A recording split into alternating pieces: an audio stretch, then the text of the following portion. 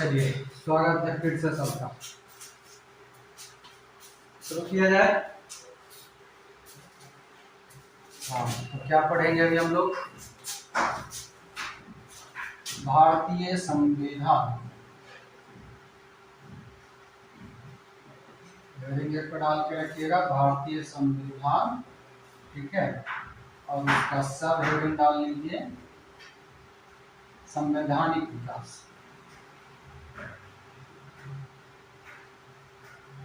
संवैधानिक विकास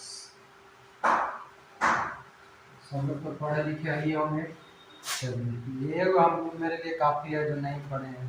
वही लोग सबसे ज़्यादा समझेंगे जो बिल्कुल नहीं पढ़े हैं। पढ़ा लिखा रहेंगे उनको बिल्कुल नहीं समझ में आएगा। अरे अनमोल जी तो पॉलिटी के मास्टर हैं, एक नंबर के पॉलिटी है उनका।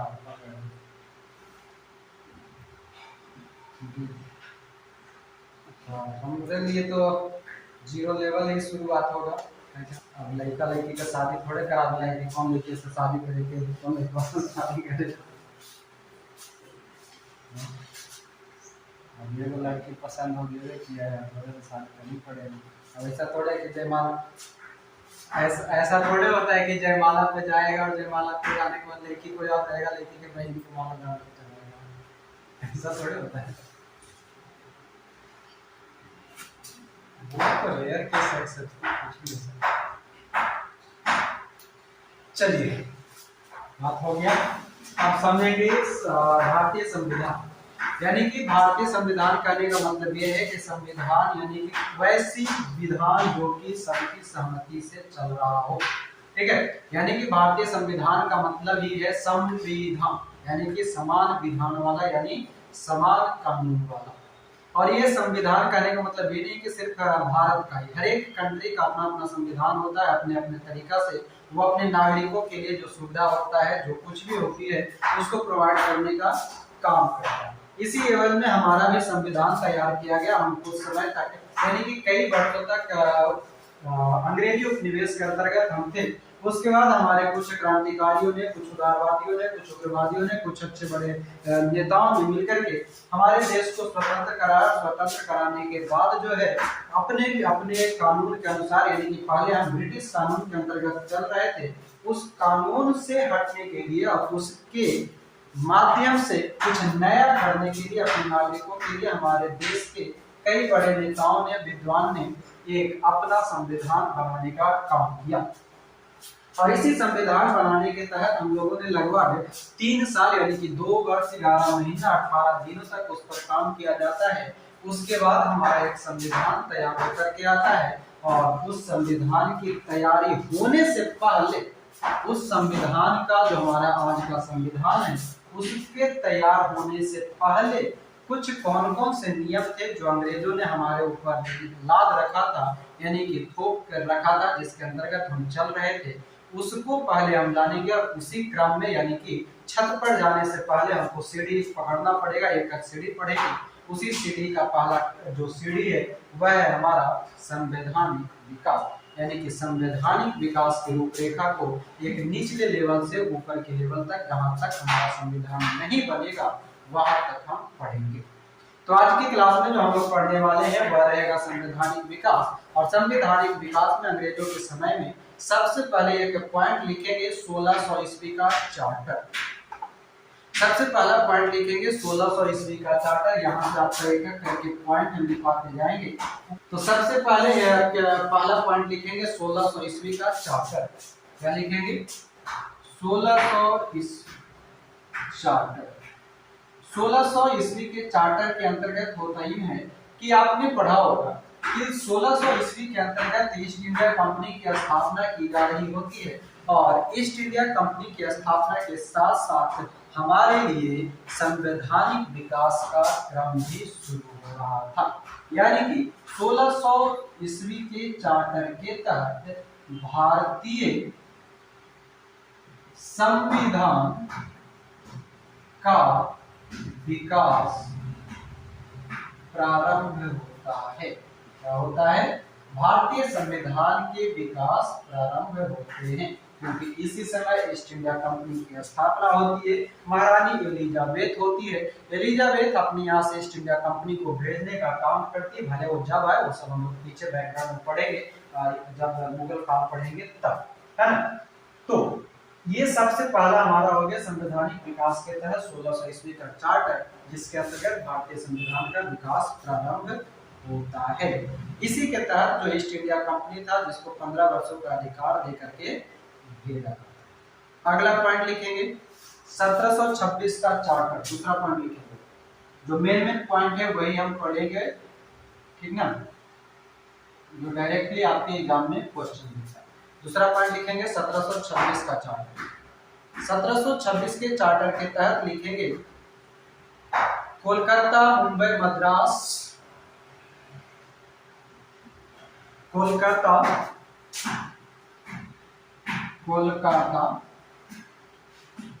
मुंबई, मद्रास में कानून बनाने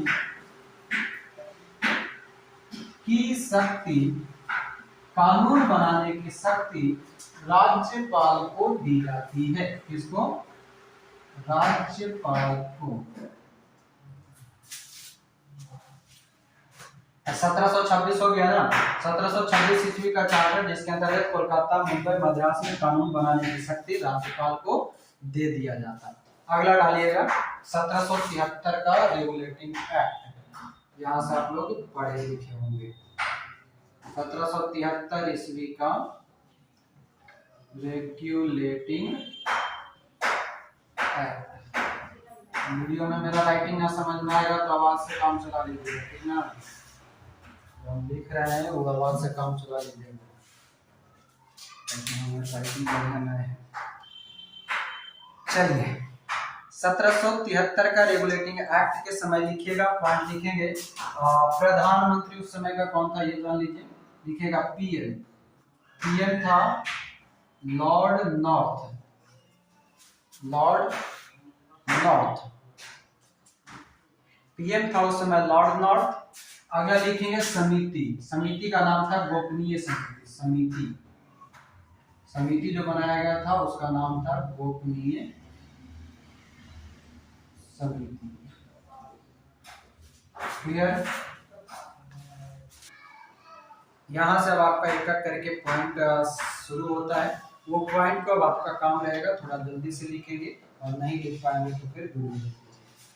सबसे पहला कि कंपनी के समस्त भारतीय क्षेत्र को एक सूत्र में यानी कि एक कानून में बांधने के लिए यह अधिनियम जो है बंगाल के गवर्नर के रूप में शुरू किया गया था। ध्यान से समझिएगा, बंगाल के गवर्नर को गवर्नर जनरल बनाने के रूप में यहाँ से शुरुआत होती है। यानी कि सबसे पहला इंपॉर्टेंट पॉइंट क्या लिखेंगे इसके अंतर्गत,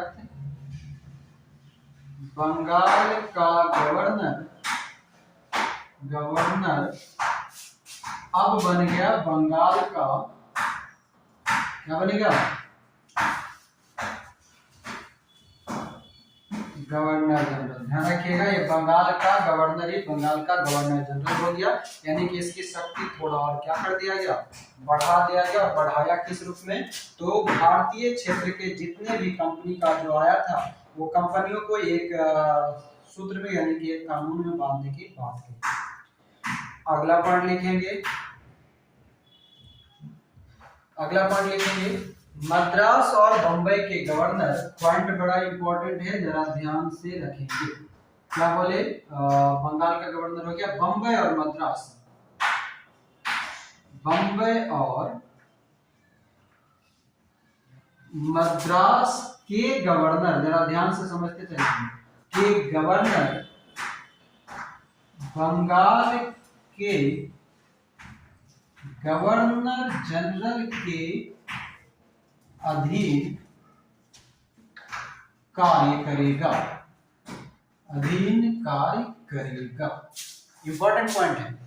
कहना क्या चाह रहे हैं कि 1773 के रेगुलेटिंग एक्ट के तहत बंगाल का उस समय मुख्य 3 प्रेसिडेंसी हुआ करता था, मुंबई, बंगाल और कलकत्ता, मद्रास, यानी कि कलकत्ता, बंबई और मद्रास।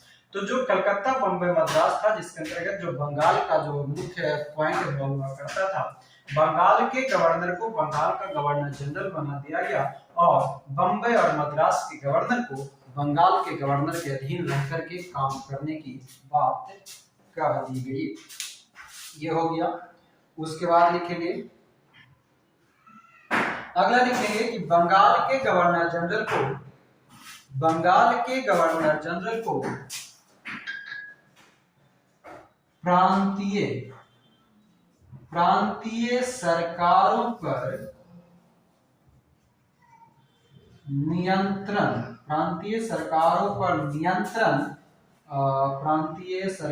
पर नियंत्रण की शक्ति दी गई।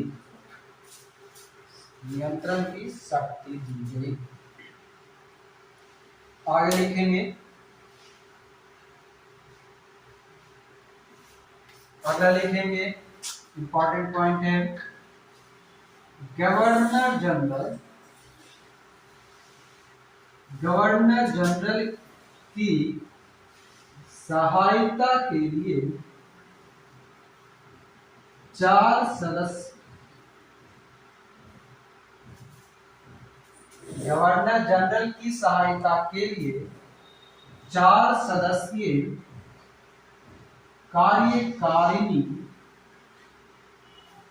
कार्यकारिणी परिषद की नियुक्ति की गई। 4 सदस्यीय कार्यकारिणी परिषद की नियुक्ति की गई।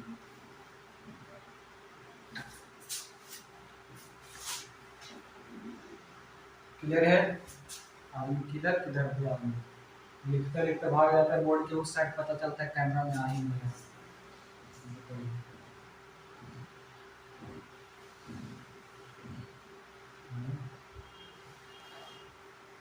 चलिए, ये हो गया। आगे लिखेंगे, कलकत्ता में एक सर्वोच्च न्यायालय की व्यवस्था की गई। सब तो जान ही रहे होंगे। कलकत्ता में एक सर्वोच्च न्यायालय की व्यवस्था की गई, जिसके तहत एक न्यायाधीश मतलब मुख्य न्यायाधीश और 3 अन्य न्यायाधीश। मुख्य न्यायाधीश कौन था? एलिजा इम्पे कौन बोलेंगे? कैसे लिखा था? Elijah Impey. ठीक है। और अन्य सदस्य में कौन था? हार्ड लेमेस्टर और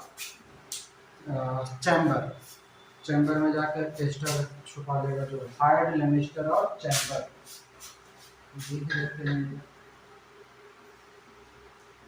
हाइड लेमेस्टर चैम्बर।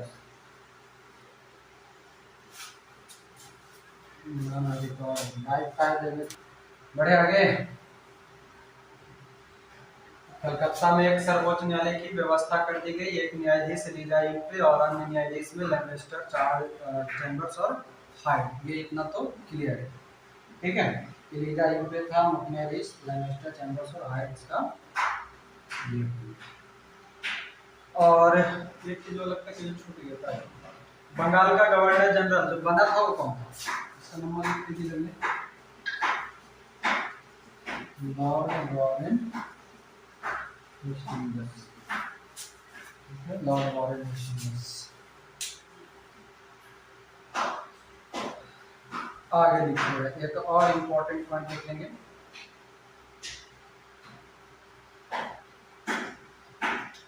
पांचवा पॉइंट, छठा नंबर पॉइंट लिखेंगे। आप लोग को दिख रहा है?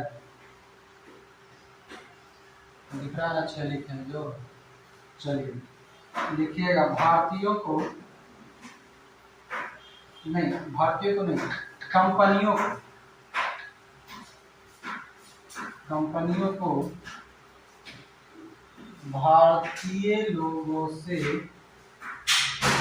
कंपनियों को भारतीय लोगों से रिश्वत और उपहार लेने पर प्रतिबंध लगा दिया गया। क्लियर? प्रतिबंध लगा दिया गया, कंपनियों को भारतीय लोगों से रिश्वत और उपहार लेने पर प्रतिबंध लगा दिया। मिटा दे इसको, ऐसे भी कौन सा मिटा दें। 1600 का चार्टर हो गया, 1726 का चार्टर हो गया, 1773 का रेगुलेटिंग एक्ट हो गया, 1600 का चार्टर के अंतर्गत भारतीय संविधान का विकास प्रारंभ होता है। 1726 के चार्टर के तहत कोलकाता, मद्रास और बॉम्बे में क्या होता है, कानून बनाने की शक्ति राज्यपाल को दिया जाता है। 1773 के रेगुलेटिंग एक्ट के तहत, जिसमें प्रधानमंत्री था लॉर्ड नॉर्थ, गोपनीय समिति के तहत बनाया गया था। बंगाल का गवर्नर जनरल क्या रहेगा, लॉर्ड वारेन हेस्टिंग बनेगा। बम्बई और मद्रास के जो गवर्नर होंगे वो बंगाल के गवर्नर के अधीन कार्य करेगा। और प्रांतीय सरकारों पर नियंत्रण जो है शक्ति दी गई। गवर्नर जनरल की सहायता के लिए 4 सदस्यीय कार्यकारिणी परिषद की नियुक्ति की गई। कलकत्ता में एक सर्वोच्च न्यायालय की व्यवस्था की गई, एक न्यायाधीश, एक न्यायाधीश और 3 अन्य न्यायाधीश, चैम्बर साइड और लैंडस्टर। कंपनियों को जो है भारतीय लोगों से रिश्वत और उपहार लेने पर प्रतिबंध लगा दिया। यहाँ तक क्लियर है आप लोग का? अब आगे बढ़ेंगे।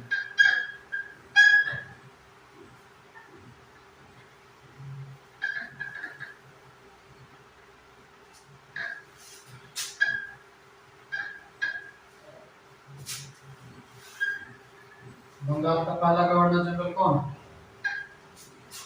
क्या बोले? बोर्ड ऑफ डायरेक्टर में आगे पढ़ेंगे,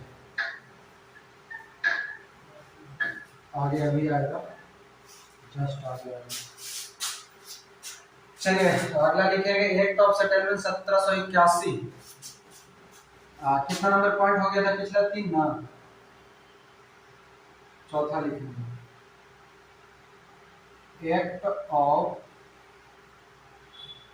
सेटलमेंट 1781। जिनका पढ़ा होगा वो शांति से आराम से रिवीजन कीजिएगा, सब कुछ भूल कर, इतना दिमाग में ये न लइएगा कि हम सब पढ़ा है हमें याद है, यहाँ भटकला। चलिए देखिए एक्ट ऑफ सेटलमेंट की अगर बात किया जाए तो एक्ट ऑफ सेटलमेंट कुछ था नहीं, ठीक ना। एक्ट ऑफ सेटलमेंट जो है सीधा सीधा अगर हम कहें तो सीधी तौर पे जो इससे पहले जो आया था 1773 में जो कुछ कमियां था उसको सुधार करने के लिए 1781 का एक्ट ऑफ सेटलमेंट, नाम में ही दिख रहा है सेटलमेंट। सेटलमेंट का मतलब क्या होता है? कहीं पर लड़ाई झगड़ा वगैरह कुछ हो तो कहते हैं ना कि सेटलमेंट करते हैं, जाकर कोर्ट का सेटल कर दो, है ना। तो ये सेटलमेंट है 1781 जो है 1773 का सेटलमेंट करना होता है।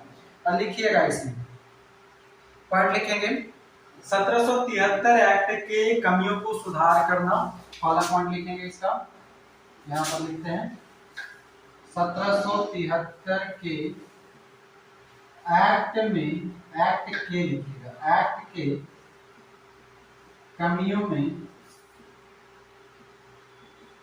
सुधार करना, ठीक है। 1773 के एक्ट के कमियों में सुधार करना।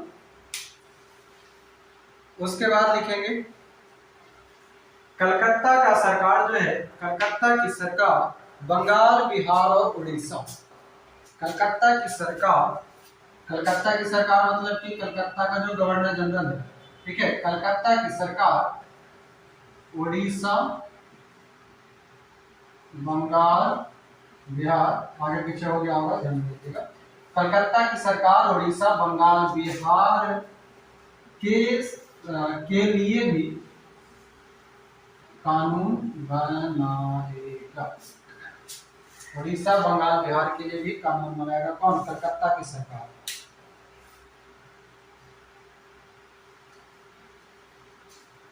चलिए ये हो गया।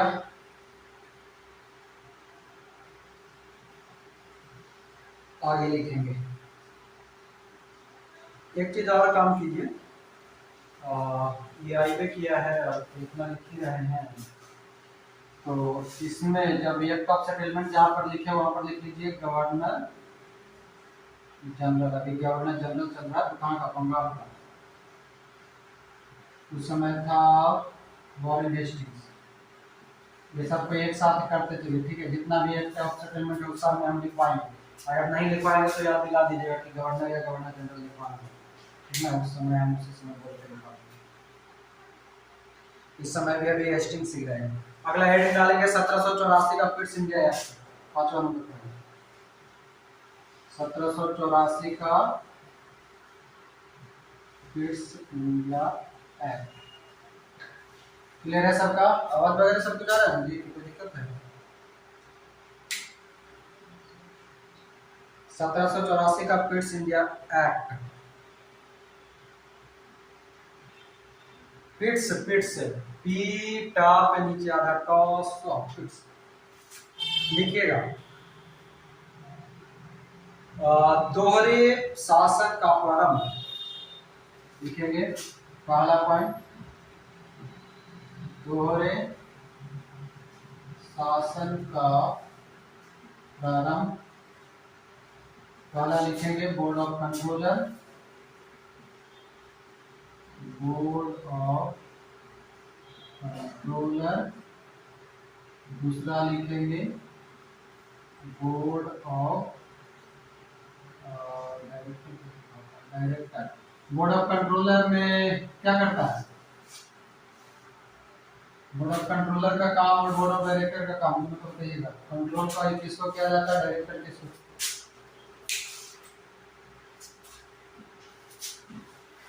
बोर्ड ऑफ डायरेक्टर जो है व्यापारिक मामला यानी कि कंपनियों को देखेगा, कंपनियों की देखरेख, कंपनियों की देखरेख। और क्या था? बोर्ड ऑफ कंट्रोलर ये आपका राजनीतिक मामला देखेगा, राजनीतिक मामला ये देखेगा। आगे लिखिए, इतना से काम ना चलेगा। और लिखिए, लिखिएगा बोर्ड ऑफ कंट्रोलर में 6 सदस्य। बोर्ड ऑफ कंट्रोलर में 6 सदस्य, उसको लिख लीजिए। ये वाला जो है ना, इसमें बोर्ड ऑफ कंट्रोलर में 6 सदस्य। क्लियर है? और ये क्या करता था? भारत सरकार की जो भी कुछ सरकार था उसकी देखरेख करता था। गवर्नर जनरल की जो परिषद था वो 3 सदस्य कर दिया गया था। ध्यान रखिएगा, कहना क्या चाह रहे हैं। अच्छा, अगला पॉइंट लिख ही लीजिए। गवर्नर जनरल की कार्यकारिणी परिषद में 4 सदस्य के स्थान पर 3 सदस्य कर दिया गया।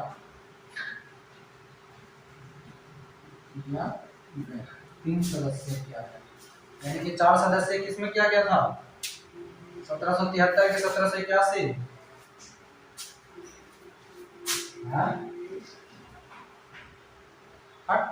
मारा 1773, मुझे ब्रैकेट में लिख लीजिए। 4 सदस्य के स्थान पर 3 सदस्य किया गया। 1773 में जो 4 सदस्य कार्यकारिणी परिषद बनाया गया था उसी को कम करके जो है 1784 का पिट्स इंडिया एक्ट में 3 सदस्य कर दिया गया कार्यकारिणी परिषद में। ये पॉइंट याद रखिएगा, यहाँ से प्रश्न पूछता है तो वह कौन सा एक्ट है जिसके तहत कार्यकारिणी परिषद में 3 सदस्यीय व्यवस्था की गई। ये 3 सदस्यों को दिमाग में घुसा लीजिएगा, अगर वो गुस्सा होगा उसको साइड करके इसको घुसा लीजिएगा ना। 1773 में 4 सदस्य था, 1784 में 3 सदस्य हो गया। हाँ, आगे आएंगे, अगला पॉइंट लिखेंगे।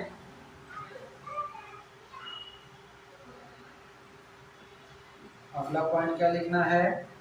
लिखेंगे कि बम्बई और मद्रास प्रेसिडेंसी, बम्बई और मद्रास प्रेसिडेंसी, ब्रैकेट में लिखिएगा, ब्रैकेट में लिखेंगे क्या बोले, बम्बई और मद्रास प्रेसिडेंसी, ब्रैकेट में लिखेंगे युद्ध और राजस्व। हाँ, ब्रैकेट में लिखेंगे युद्ध और राजस्व। बम्बई और मद्रास प्रेसिडेंसी को बंगाल के गवर्नर के अधीन किया गया,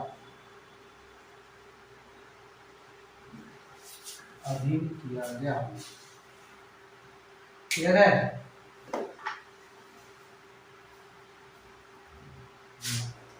इसमें मैंने क्या 1784 में जो गवर्नर जनरल कौन था, यही रहेगा, हेस्टिंग वॉरेन हेस्टिंग।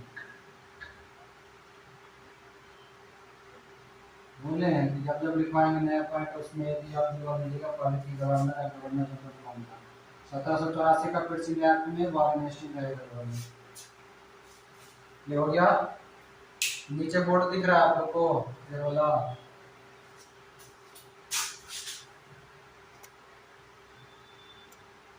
नीचे ना दिख रहा।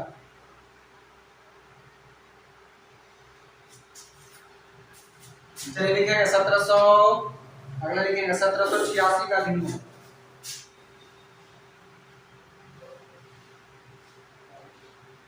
तो बोल रहे हैं उसको सुन के लिखिए। 1786 का अधिनियम।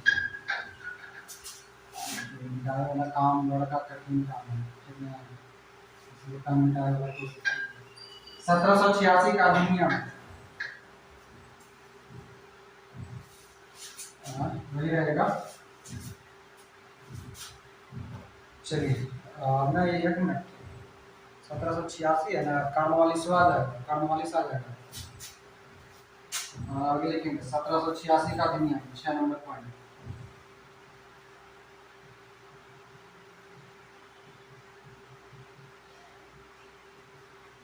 गवर्नर जनरल मैकफर्सन, हाँ गवर्नर जनरल मैकफर्सन लिखिए। उसके बाद का, हाँ 86 में कुछ समय के लिए मैकफर्सन आता है, और मैकफर्सन के ही समय में कॉर्नवालिस आएगा, जो आएगा कुछ ही, तो भारतीय फौज का मुख्य सेनापति बनता है। लिखिए Lord Cornwallis, Lord Cornwallis, Lord Cornwallis भारतीय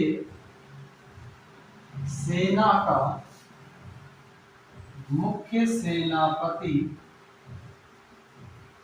बनकर भारत आया। ये रहेगा मैकफर्सन गवर्नर जनरल। उसके समय में आता है, उसके बाद फिर ये आ जाता है कॉर्नवालिस। ठीक है, और कॉर्नवालिस को इतना अधिकार दे दिया गया कि जो कार्यकारिणी परिषद था ना, कार्यकारिणी परिषद के विरुद्ध जाकर के भी वो काम कर सकता था। क्या कर सकता था? कार्यकारिणी परिषद के विरुद्ध जाकर के भी काम करने का अधिकार दे दिया इसको। कार्यकारिणी परिषद के विरुद्ध कार्य कर सकता है।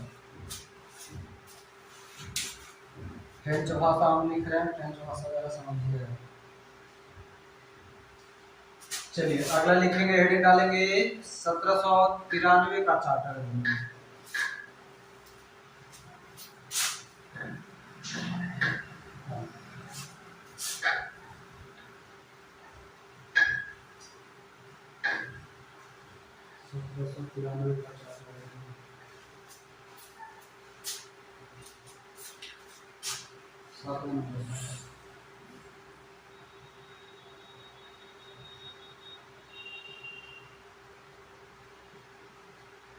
सत्रह सौ तिरानवे का चार्टर अधिनियम। अब इसमें लिख लीजिएगा गवर्नर जनरल रहेगा ये कन्वर्टेबल वाला।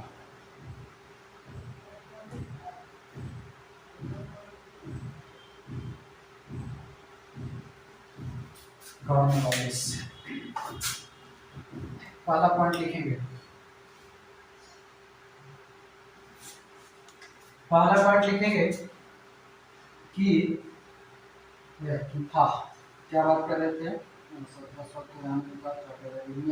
लिखेंगे गवर्नर और गवर्नर जनरल को यह अधिकार, लिखेगा यह अधिकार दिया गया कि, गवर्नर और गवर्नर जनरल को यह अधिकार दिया गया कि वह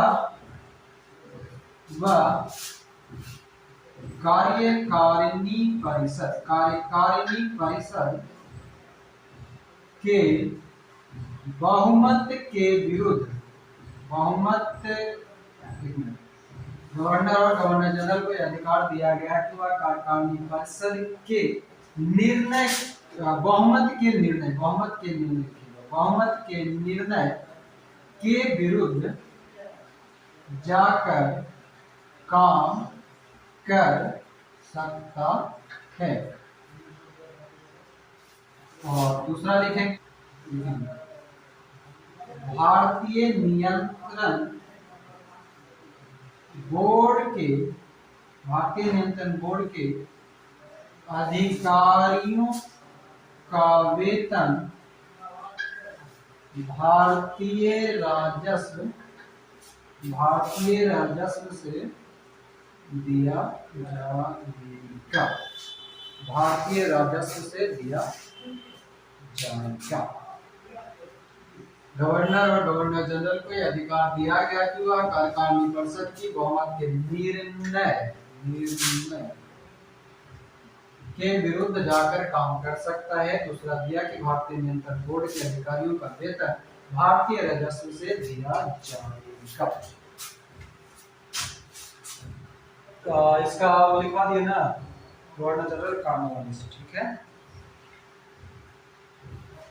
चलिए अगला हेड निकालेंगे 1833 का चार्टर अधिनियम। नीचे दिख रहा है, इतना दूर मेरा हाथ दिख रहा है,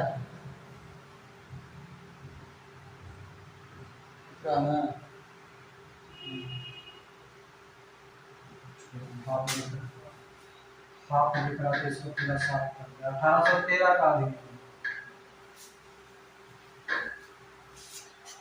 600 में हाफ, 1200 में 1333, 1813 गाना सुने जी, 600 में हाफ, 1200 में फुल के साथ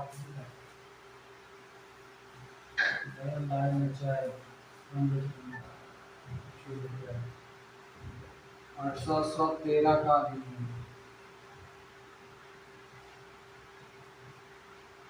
लिखे 1813 का अधिनियम में गवर्नर जनरल रहेगा, अभी सब जनरल चल रहा है, लॉर्ड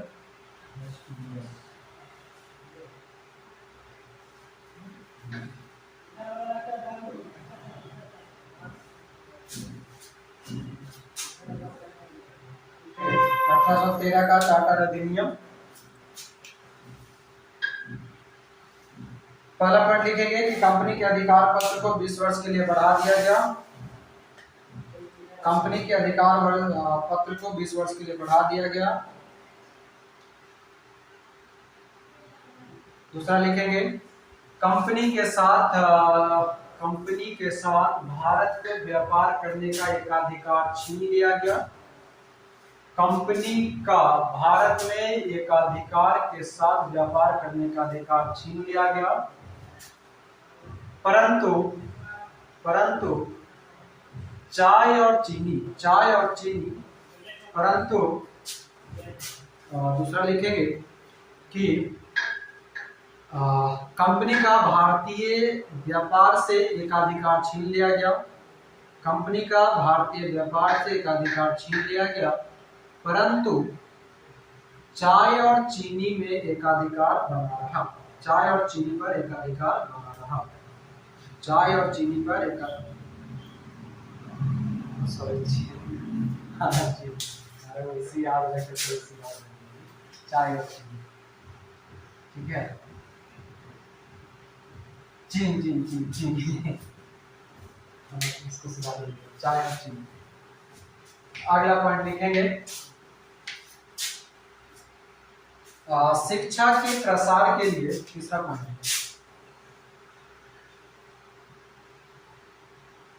शिक्षा के प्रसार प्रचार के लिए 1,00,000 रुपए, 1,00,000 रुपए की व्यवस्था की गई। मतलब वार्षिक था, सालाना 1,00,000 रुपया सालाना, यहाँ लिख देते हैं, सालाना व्यवस्था की गई, 1,00,000 रुपया सालाना व्यवस्था की गई। आगे लिखेंगे जो इसका एक और इम्पोर्टेंट पॉइंट है,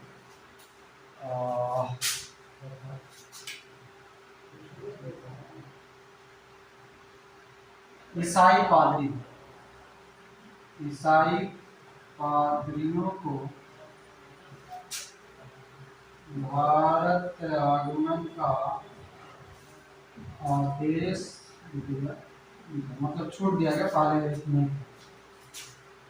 पहले का पॉइंट क्या लिखवाया था जी, कंपनी का 20 वर्ष के लिए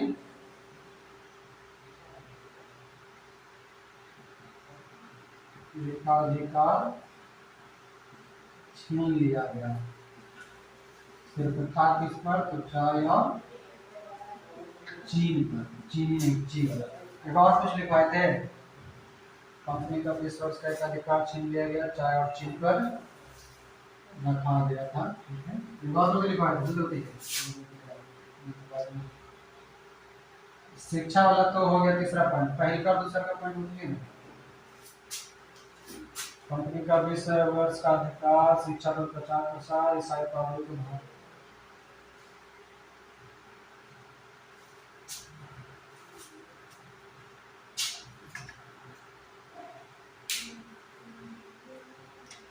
कंपनी, हाँ ये कुछ कंपनी के अधिकार पत्र, कंपनी के अधिकार पत्र, पहले का पॉइंट वही लिखा है, अधिकार पत्र को 20 वर्ष के लिए बढ़ा देंगे, 20 वर्ष के लिए बढ़ा देंगे। चलिए 1813 का चार्टर अधिनियम हो गया, अब आगे जाएंगे। अगला हेडिंग डालेंगे 1833 का चार्टर अधिनियम। भारत आगमन का आदेश दिया गया, भारत आगमन का आदेश दिया गया, मतलब आने की सुविधा दी गई, इससे पहले नहीं था, 1813 से पहले सुविधा नहीं था। 9 नंबर पॉइंट डालेंगे, 1833 का चार्टर अधिनियम, 1833 का 33 में गवर्नर का है, बेंटिक, हाँ 33 विलियम बेंटिक लिख लिया, हाँ गवर्नर ने लिख लिया।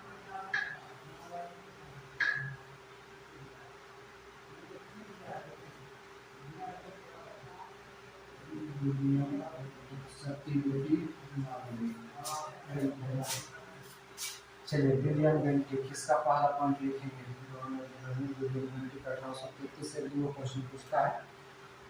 लिखेंगे कि भारतीय व्यापार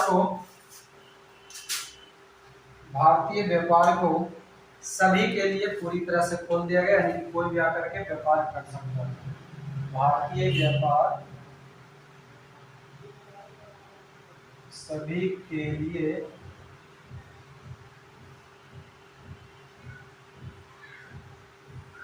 खोल दिया गया, ठीक है। आगे लिखेंगे, बंगाल के गवर्नर जनरल, बंगाल के गवर्नर जनरल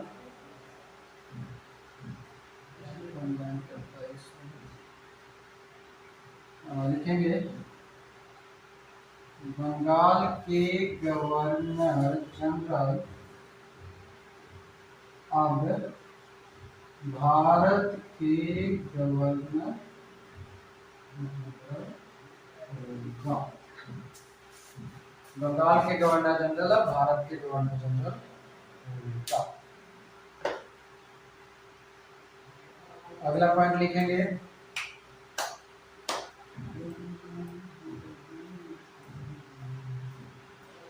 तीसरा लिखेंगे, सभी प्रेसिडेंसी के कानून बनाने का अधिकार, सभी प्रेसिडेंसी के कानून बनाने का अधिकार समाप्त कर दिया गया। सभी प्रेसिडेंसी के कानून बनाने का अधिकार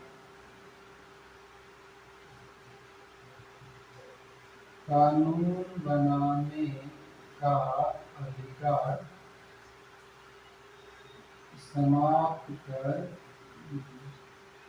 वही कलकत्ता बम्बई और मद्रास, सभी प्रेसिडेंसी को समाप्त कर दिया गया।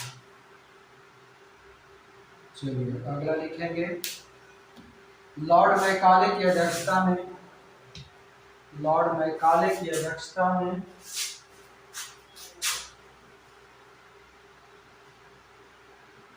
लॉर्ड मैकाले की अध्यक्षता में 1843 में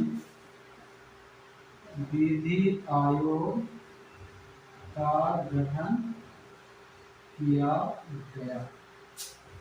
विधि आयोग का गठन किया गया।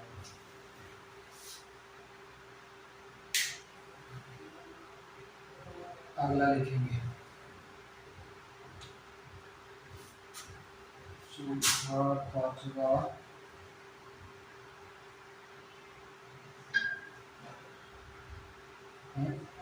लॉर्ड मैकाले के अध्यक्षता में, इसको सुधार कीजिए, 1843 हमको याद आ गया, वो अभी लिखिएगा, दास प्रथा वाला। हाँ, दास प्रथा का उन्मूलन, दास प्रथा का उन्मूलन 1843 में कर दिया गया। ऊपर वाला सुधार लीजिएगा, लॉर्ड मैकाले की अध्यक्षता में 1834 में विधि आयोग का गठन किया गया। उसके बाद अगला लिखेंगे, दास प्रथा का उन्मूलन भारत में 1843 में कर दिया। और एक चीज और, एक पॉइंट बड़ा इंपॉर्टेंट है जो कि अनुच्छेद 15 से संबंधित है, इतना अपने लिखें इसको, उल्टा चिपका देते हैं, छठा नंबर लिखेंगे। लिखना ये है कि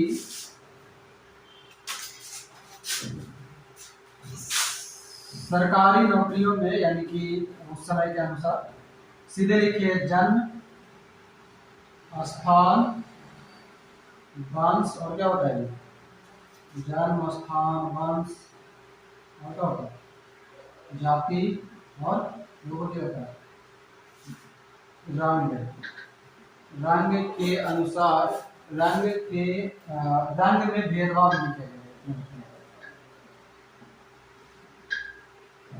भेदभाव नहीं किया जाएगा, कोई भी सरकारी जो नियुक्तियां वगैरह होगा उसमें नहीं किया जाएगा। ये अनुच्छेद 15 का आधार बनता है, ठीक है, अनुच्छेद 15 में ही है ना, किसी भी व्यक्ति को धर्म, जन्म स्थान, मूल वंश, रंग के आधार पर अयोग्य न ठहराया जाएगा, कोई भी कार्य पर जाने के लिए।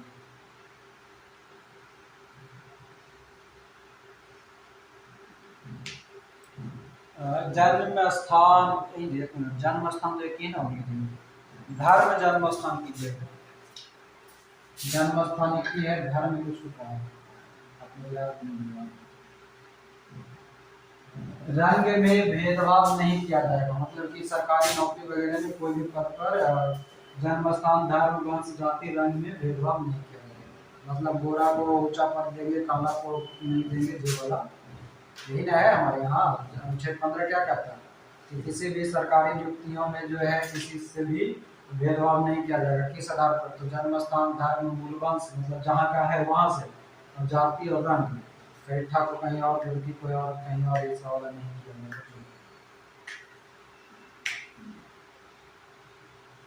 नहीं, सिर्फ बात कहा गया था, ये किस धारा 87 के तहत, उपबंध किया गया था, पूरा लागू नहीं किया गया था। यही से हमारा जो संविधान का 15 अनुच्छेद है वो किया गया। चलिए, तो 1833 हो गया। अगला है 1853, छोटा सा 53 करोड़। चलिए, ये हम लोग अभी क्या देख रहे थे, 1813 का चार्टर अधिनियम, जिसके तहत उस समय गवर्नर कौन था, लॉर्ड हेस्टिंग था। कंपनी का 20 वर्ष का एकाधिकार छीन लिया गया, 4 वर्ष छीन कर उसको बरकरार रखा गया। साथ ही साथ कंपनी के एकाधिकार जो है वो एकाधिकार पत्र वो 20 वर्ष के लिए बढ़ा दिया। शिक्षा के प्रचार प्रसार के लिए 1 लाख रुपया सालाना ईसाई पादरियों को भारत आगमन की सुविधा दी गई। उसके बाद हम लोग पढ़े 1833 का अधिनियम, गवर्नर जनरल है विलियम बेंटिक सभी के लिए जो है वो खोल दिया गया था कंपनियों के लिए। बंगाल के गवर्नर जनरल भारत का गवर्नर जनरल बन गया। कानून बनाने का अधिकार समाप्त कर दिया गया प्रांत में। लॉर्ड मैकाले की अध्यक्षता में 1834 में विधि आयोग आता है। 1843 में दास प्रथा को उन्मूलन किया जाता है। मोस्ट इम्पोर्टेंट कि जन्म स्थान, वंश, धर्म, जाति पर कोई भी आयोग नहीं ठहराया जाएगा।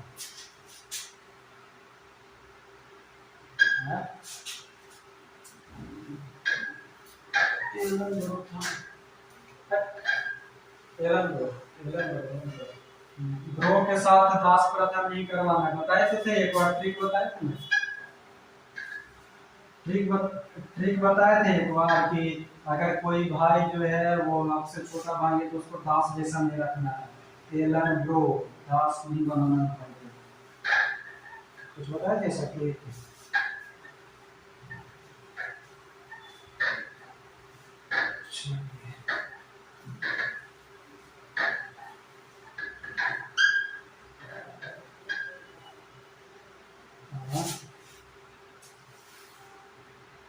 बोल रहा है, इसको भी भूख लग गया, 2 घंटा से भी तो खा नहीं रहा है।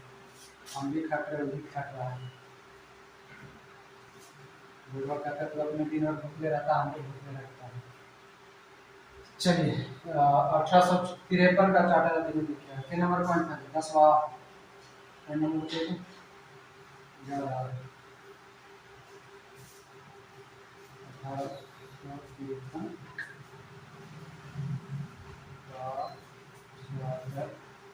अधिनियम। चलिए लिखेंगे, डलहौजी आ जाएगा इसमें, गवर्नर जनरल लिख लीजिएगा डलहौजी। क्या होता है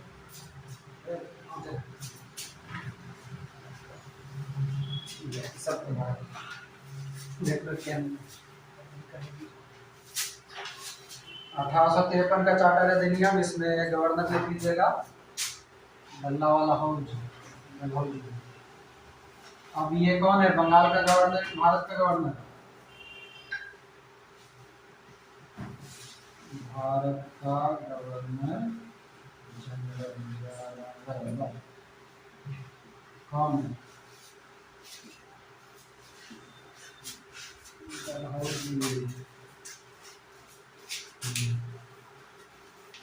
तो लगाया है।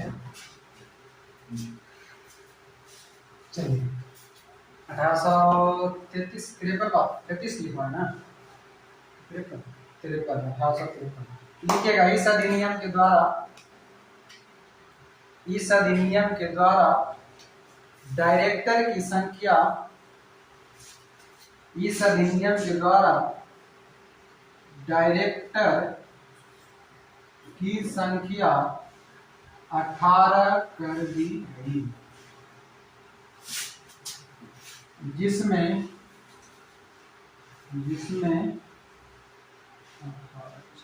6 क्राउन द्वारा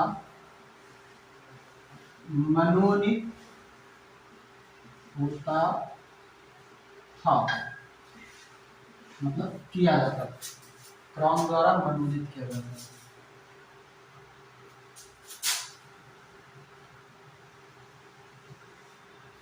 क्राउन द्वारा मनोनीत किया जाता है।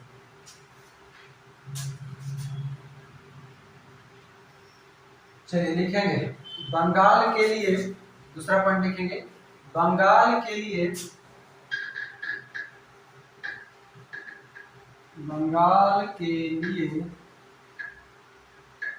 Lieutenant governor, lieutenant governor, lieutenant governor की व्यवस्था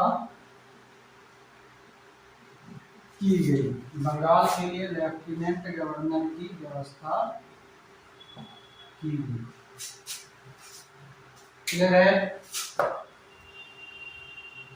बंगाल के लिए लेफ्टिनेंट गवर्नर आ गया, ध्यान रखिएगा, गवर्नर अब खत्म हो गया, लेफ्टिनेंट गवर्नर आ चुका है, ठीक ना। आगे और जो, हाँ, और एक चीज और ध्यान दीजिएगा कि क्या जो इससे पहले जो 1833 वाला लिखवाया था उस समय गवर्नर कौन था? बेंटिक वाला ना,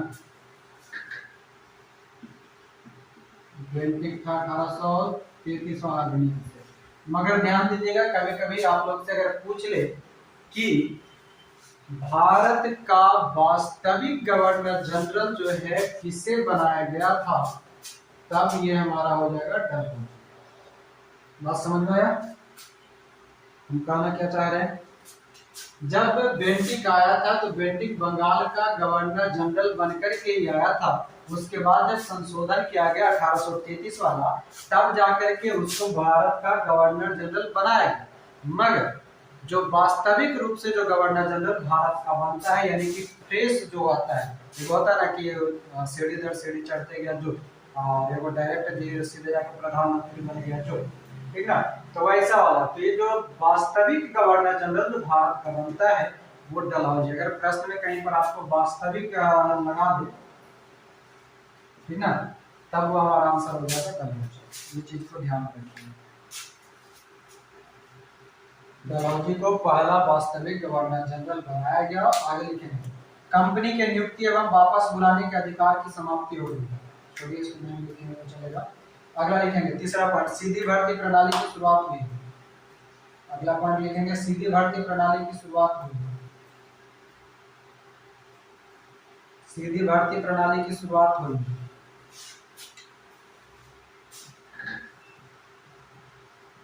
सीधी भर्ती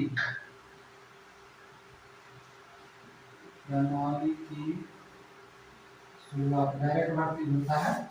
उसके बाद लिखेंगे चौथा, प्रमुख पदों को प्रतियोगी परीक्षा के आधार पर भरने की बात कही। प्रमुख पदों को प्रतियोगी परीक्षा के आधार पर भरने की बात कही। अगला लिखेंगे, इस अधिनियम का मुख्य कार्य, इस अधिनियम का मुख्य कार्य विधि बनाना, मतलब कानून बनाना। इस अधिनियम का मुख्य कार्य विधि बनाना था।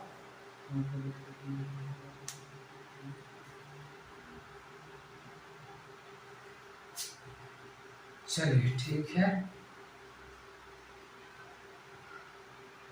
1803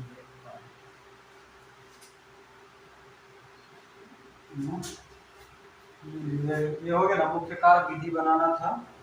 अगला लिखिएगा, मैकाले समिति की नियुक्ति 1854 में की गई। मतलब उसी के लिए 1 मिनट रुकिएगा, यहीं पर जोड़ लीजिए, प्रमुख पदों की प्रतियोगी परीक्षा के आधार जो था वो मैकाले समिति के ऊपर, इसी में जोड़ लेंगे। मैकाले समिति 1854 के आधार पर, 1854 के आधार पर मैकाले समिति बनाया गया प्रतियोगी परीक्षा कराने के लिए।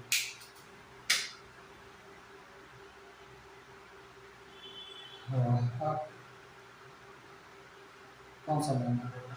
शिक्षा का लगना पड़ेगा,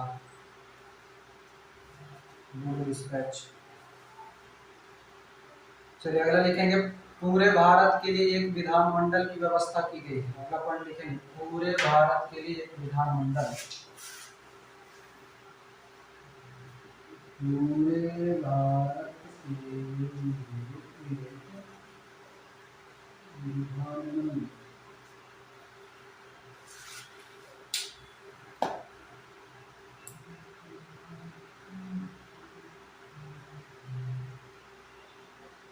हाँ, तो ये हो गया 1853 का अधिनियम। अगला जो है हम लोग का वो हेडिंग डाल के रख लीजिए 1858 का भारत शासन अधिनियम। अगला जो पढ़ेंगे वो कल पढ़ेंगे। 1858 का भारत शासन अधिनियम, भारत शासन अधिनियम है। यहाँ से अब हम लोग पे भारत पर शासन का अधिनियम आ जाएगा। कहानी का बताएंगे, कल बताएंगे कहानी। केला लेके कौन जा रहा था 1857 में? कमला रोटी काटे।